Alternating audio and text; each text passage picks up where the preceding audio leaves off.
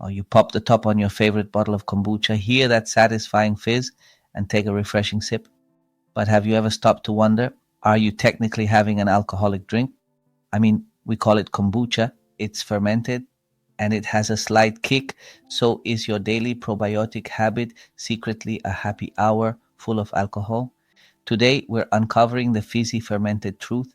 Does drinking kombucha count as drinking alcohol? The answer isn't a simple yes or no. It's a fascinating journey through a microscopic war between yeast and bacteria. Stick around because what you will learn by the end of this video might completely change how you buy and brew your kombucha. To understand the alcohol in kombucha, we have to start at the very beginning. Let's start with the first fermentation. It all begins with sweet tea. You add your SCOBY. Yes, that weird rubbery pancake. But the SCOBY isn't just one thing. It's a symbiotic culture of bacteria and yeast. The yeast are the first workers.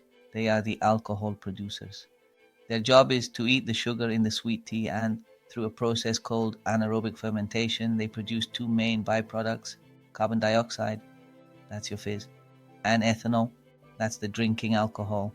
So at this stage, just a few days into the ferment, your kombucha does have a significant amount of alcohol. In fact, it could reach up to 2 to 3% of alcohol by volume, which is similar to a very light beer. This is the critical point most people miss. If you bottled your kombucha right now, you'd have an alcoholic beverage, but that's not the end of the story. This is where the second act begins, how the alcohol goes down and becomes legally safe. Here is when is the entry of the heroes happens, or the cleanup crew arrives, the bacteria in your SCOBY. While the yeast are busy making alcohol, the bacteria are starving, and their favorite food, that very ethanol, the yeast just produced. The bacteria consume the alcohol and convert it primarily into acetic acid. That's the compound that gives kombucha its characteristic tangy, vinegar-like bite.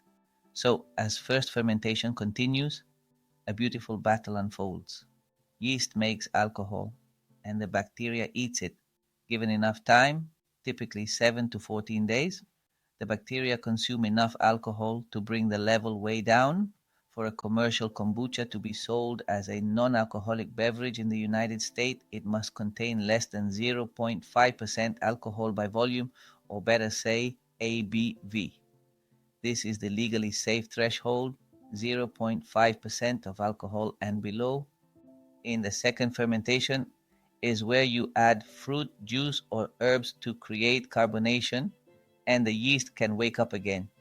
They eat the new sugars you added and produce more alcohol and CO2. A study in the Journal of Food Composition and Analysis found that some kombuchas, especially home brewed or raw ones, can exceed that 0.5% ABV after bottling if not handled correctly. So back to our original question. Does drinking kombucha count as drinking alcohol? For commercially brewed kombucha that is strictly regulated, the alcohol content is almost always below 0.5% ABV. You'd have to drink a dozen bottles incredibly fast to feel any effect. Then it's not a practical concern. However, for home brewed kombucha, the answer is it depends on your process. If you don't let the first fermentation run long enough, or if you add too much sugar in the second ferment, your alcohol content could be higher. The key is patience and control. The bottom line, your store-bought kombucha is perfectly safe from an alcohol perspective. But if you're home brewing kombucha, you need to know the facts to stay in control of your brew. If you love this deep dive into the science of fermentation, and you want to learn how to master the art of brewing perfect, consistent kombucha at home, you're in the right place. On this channel, we break down the tips, tricks, and science behind home fermentation. We tackle the myths and give you the facts you need to brew with confidence. So hit that subscribe button and tap the bell icon so you don't miss our next video. And speaking of brewing with confidence, one of the most common questions I get is, can I brew kombucha in metal containers? The answer is critical to the health of your SCOBY, and it's not what you might think. To make sure you don't accidentally ruin your next batch, you need to watch this video next. The stainless steel kombucha truth. We break down the myths about the 304 versus the 316L stainless steel and what the fermentation community doesn't tell you. It's a game changer.